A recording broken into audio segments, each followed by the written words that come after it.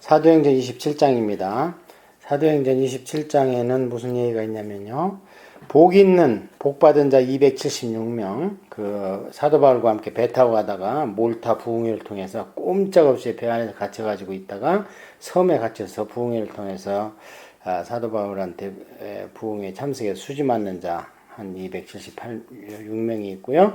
그 다음에 하나님께서는 사도 바울한테 너는 로마에 가서 황제 앞에 서야 된다. 그것을 다시 상기시킴으로 사도 바울이 그 믿음을 붙들고 이제 모든 그 배에 백부장이든 모든 선원들의 우두머리, 영적 우두머리뿐이 아니고 실제로 그들에게 지시하는 위치에 서는 그런 사역을 볼 겁니다. 우리가 배를 타고 이달리아로 가기로 작정되매 바울과 다른 죄수 몇 사람을 아우소대의 백부장 율리오란 사람에게 맡기니, 여기 우리가로 돼 있죠. 그러니까 누가가 따라간 겁니다. 그래서 이제 죄수 몇 사람하고요. 아구스토대 백부장이다. 그러면 그냥 백부장 중에 백부장입니다. 아구스토대라는 것은 뭐냐면 그 당시에 이제 그 황실 친위대, 지금으로 되면 청와대 무슨 경비대라든지. 그래서 이 율리오라는 사람이 이제 나중에 결론적으로는 로마에 들어가서 사도 바울이 셋집에 거하면서 복음을 전할 수 있도록 군인은 한 명만 붙여주고 그런 편의를 제공하는 데 큰 일을 한 걸로 봅니다. 그래서 성경에 나오는 몇 명의 백부장이 있지요. 고넬료는 틀림없이 이탈리아로 돌아간 뒤에 교회의 일꾼이 됐을 겁니다. 고넬료 같은 분은 백부장 중에 1순위고, 그 다음에 2순위라면 이 율료, 3순위라면은 이제 가버나움에서 예수님으로부터 자기 아들, 근데 종이라고도 하는데요. 어쨌든 왕의 신하가 자기 아들이라고 합니다. 거기에서 예수님으로부터 직접 치료받은 백부장. 그래서 백부장들이 몇이 등장을 하는데, 이런 일로 이렇게 바울이 죄수의 몸으로 가기 때문에 이제 그렇게 높은 사람들, 세상 지위가 높은 사람들을 대면할 수도 있고, 황실에도 복음이 분명히 들어갔습니다. 여러 군데 이제 바울 서신 가운데 그런 얘기가 나오는데요. 이제 들어갈 수 있는 기회를 타지 않았을까. 지금부터는 이제 항해 기록인데요. 좀 어렵습니다. 그래서 섬이나 이런 건 자세하게 할 필요가 없습니다. 아시아 해변 각처로 가려하는 아드리무테노 배에 우리가 올라 항해할 때 마게도냐 데살로가 사람 아리스다고도 함께하니라. 그러니까 우리가에 지금 누가도 들어가 있고 사도 바울도 들어가 있고 아리스다고도 들어가 있죠. 아드리나무테노 배, 이거는 이제 그 항구 이름이에요. 그러니까 거기에 있던 배를 타고 갑니다. 이 아리스도가는 나중에 골로새서에 보면요, 사정에 나와 함께 갇힌 자다 이렇게 얘기를 합니다. 이게 누구냐면 이제 에베소에서 신학교 할 때 아담의 신상사건 났을 때 바울과 함께 갇힐 뻔했던 그런 사람이 이 아리스도가죠.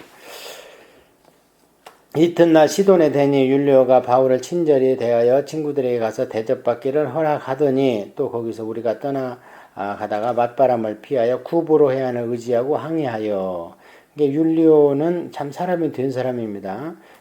사도 바울이 아마 베스도 총독한테서 인수인계서를 받았을 겁니다. 이 죄수의 목록과 함께 죄의 대강의 기록 이런 걸 받았을 텐데 거기 보니까 그렇게 큰 죄인이 아닌데 지금 대법원 법정에 가니까 구태여 엄하게 다룰 필요가 없지 않는가 해서 상당히 율료가 마음이 너그러운 사람인 것 같습니다. 길리기아와 밤빌리아 바다를 건너 루기아의 무라시에 이르러. 그러니까 배를 타고요.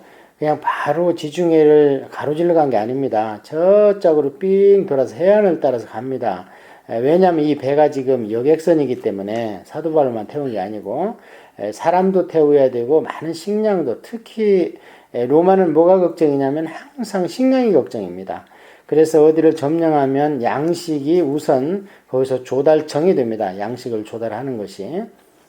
그래서 나중에 폼페이우스도 사실은 중앙아시아 쪽을 점령한 뒤에 거기서 많은 밀을 본국으로 가져가는데 강도들이 중간에서 약탈을 합니다. 그래서 그것을 토벌하러 10만 대군을 데리고 와서 토벌해버리고 그 다음에 예루살렘으로 BC 63년에 점령하는 그래서 그때도 보면 이 식량 문제가 있는데요.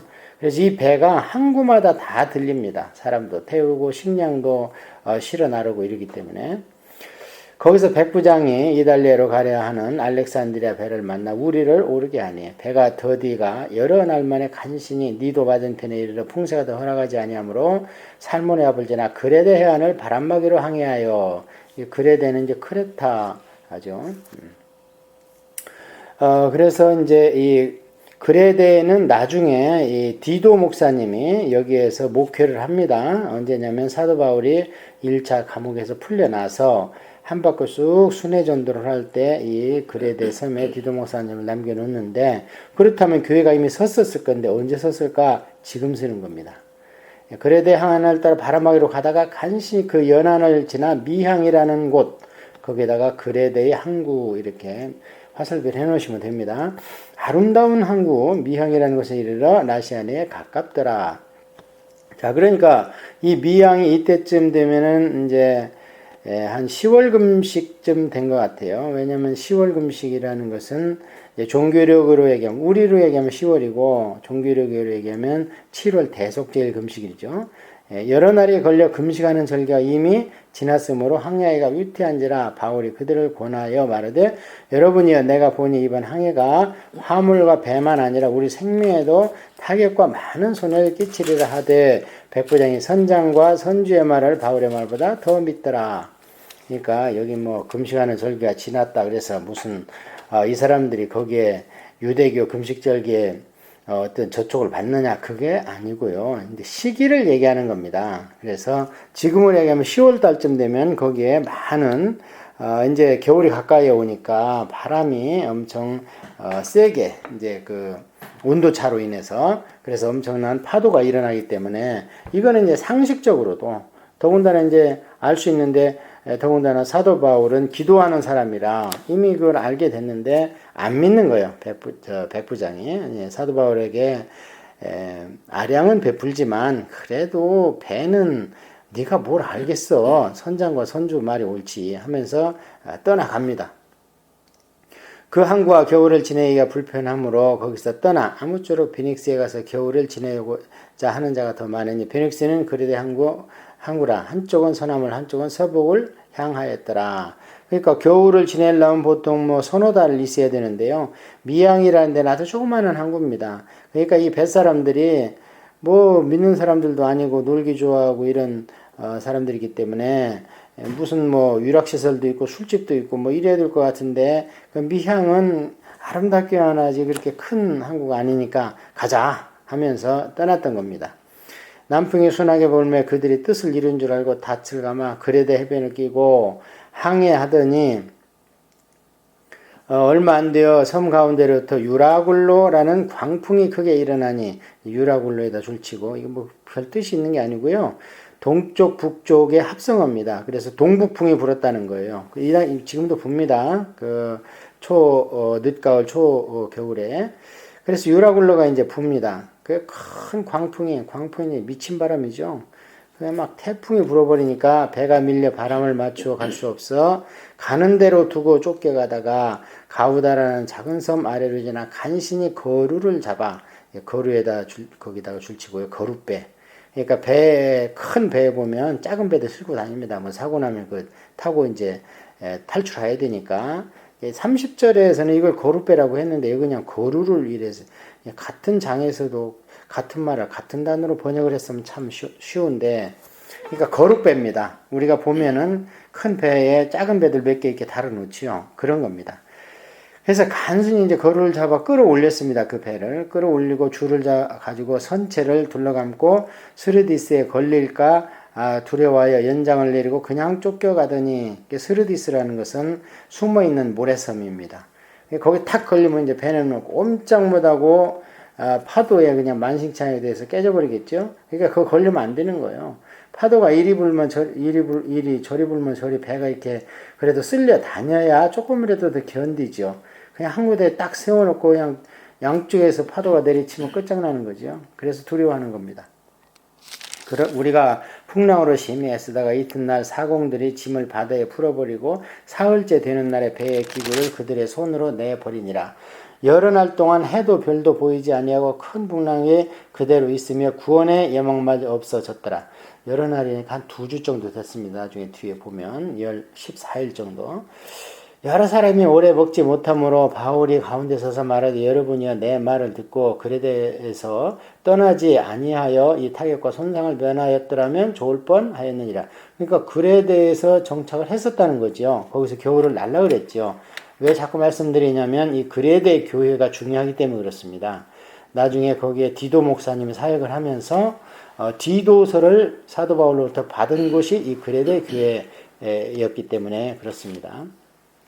그러니까 그 지중해에 성경에 등장하는 섬이 한 서너 개 됩니다. 예, 구브로, 키프로 섬, 바나바의 고향이죠. 그 다음에 이 그레데 섬, 크레타 지금. 그 다음에 이제 그 몰타 섬, 이 뒤에 이제 보면은 멜리데다 이랬어요. 그래서 몰타 지금은 이제 바울이 독사에 물렸던 곳, 그 섬, 몰타 부흥에 있던 섬. 그 다음에 이제 또 하나 섬이 요한계시록에 나오는 반모섬. 많지만 그 4가지는 우리가 꼭 위치를 머릿속에 알아놓는 게 성경을 입체적으로 읽을 때 참 좋습니다. 자, 그렇게 해서 이제 어려워졌는데요. 이제 사도 바울이 이렇게 말을 꺼냈을 때는 뭔가 좋은 소식이 있겠지요.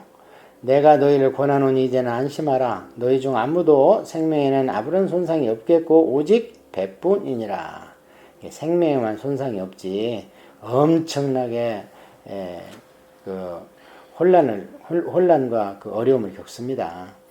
내가 속한 바 곧 내가 섬기는 하나님의 사자가 어젯밤에 내 곁에 서서 말하되 바울아 두려워하지 말라. 네가 가이사 앞에 서야 하겠고 또 하나님께서 너와 함께 항해하는 자를 다 네게 주셨다 하였으니 그러므로 여러분이 안심하라. 나는 내게 말씀하신 그대로 되리라고 하나님을 믿노라.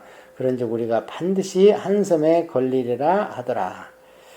엄청난 이게 바울의 신앙이 여기 있습니다. 나는 말씀하신 그대로 되리라 나는 믿는다. 이것 때문에 하나님께서 뭐 꼼짝없이 들어주시는 겁니다.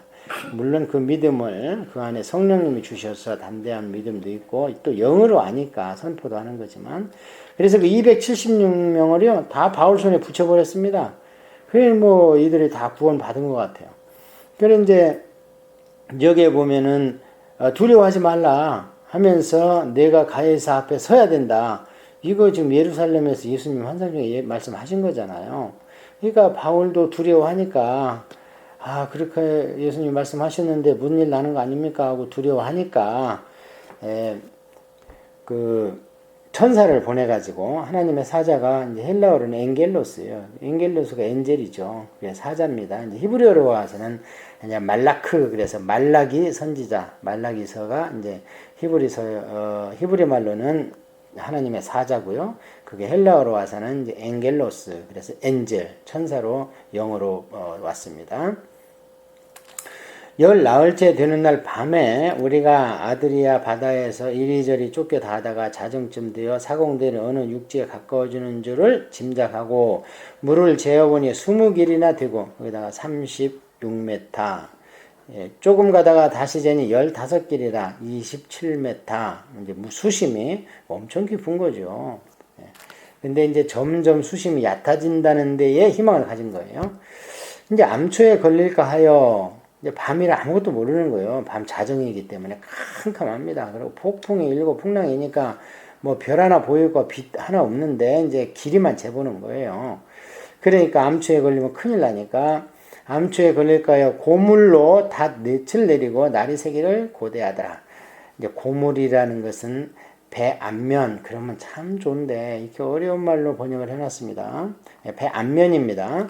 배 앞면에 이제 닷이라는 것은 큰 쇠덩이죠. 그걸 탁 바다에 떠뜨리고 이제 우리가 잘 보면 깔쿠리 모양으로 되어 있는 것도 있잖아요. 그러면 배가 안 움직입니다.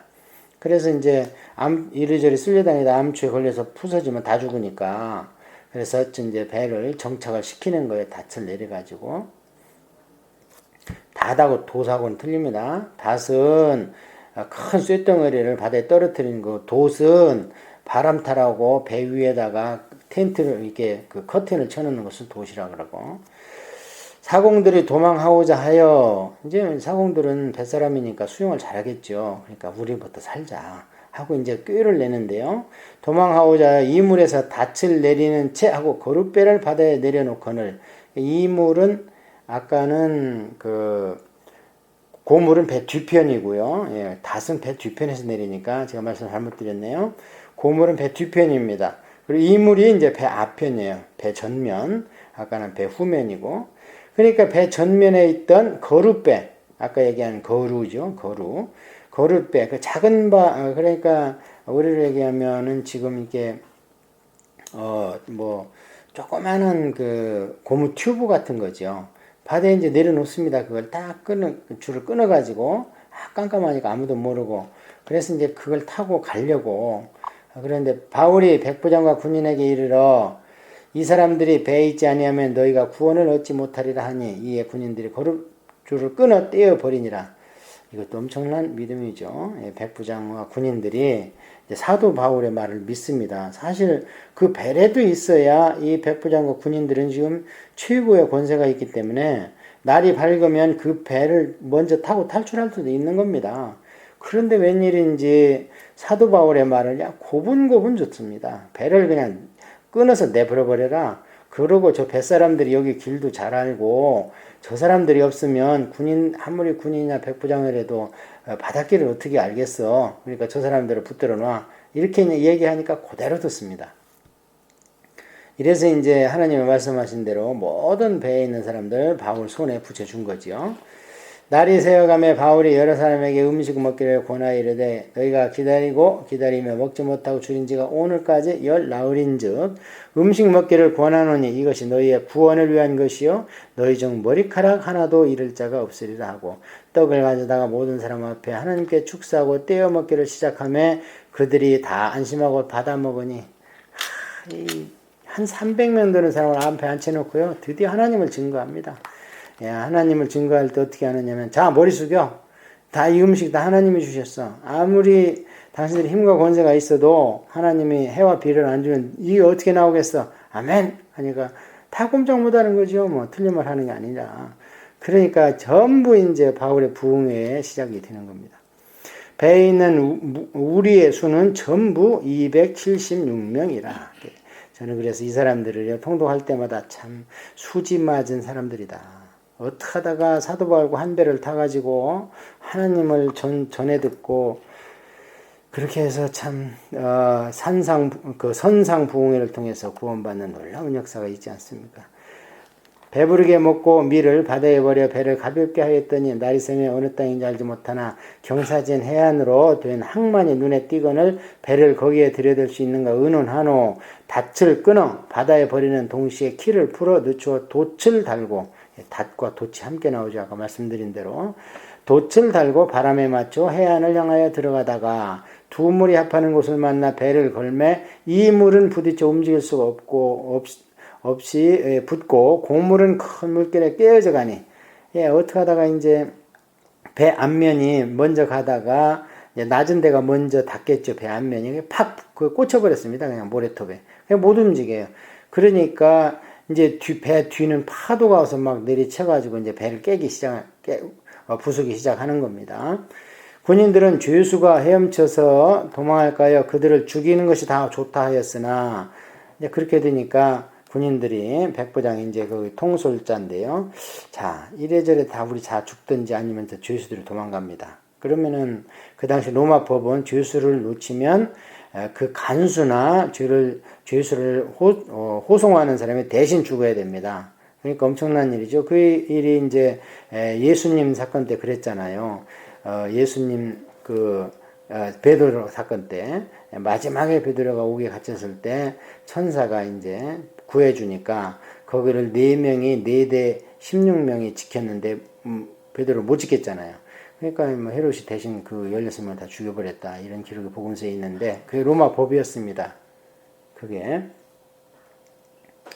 자, 베드로 사건 때 이제 그런 법을 봤을 때 여기서도 지금 사도 바울이 죄수입니다. 그러니까 사도 바울이 도망가든지 또 다른 죄수가 도망가면 군인들한테 책임을 물으니까 백부장한테 차라리 죽여 없앱시다. 그러고 그냥 물에 빠져서 어떻게 되는지 모르겠습니다. 하면 되는 거 아닙니까? 하고 했으나 백부장이 바울을 구원하려 하여 드디어 백부장이 바울을 지위는 자기가 높지만 드디어 마음속에 존경과 바울을 정말 바울이 믿는 신은 참신인가 보다 이런 생각을 갖게 되는 겁니다.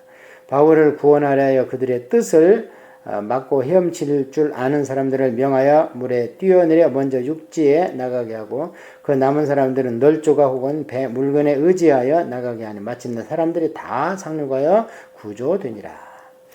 27장에는요 두 가지 우리가 교훈이 있습니다. 첫째 가장 중요한 것은요 하나님이 말씀하시면 그대로 됩니다. 그런데 문제는 그게 순탄한 길이 아니라는 겁니다. 왜냐하면 이 땅이 어려움과 역경과 사단의 휘하에 있기 때문에 하나님이 말씀하신 것은 반드시 이루어지는데 험산줄령을 넘어야 된다. 그러고 그걸 이겨야 된다. 그런 교훈이 있는가 하면 어디에서 어떻게 구원받을지 모르는 수지 맞는 하나님의 구원받기로 예정된 무리가 있다. 이런 것을 우리가 볼 수 있습니다.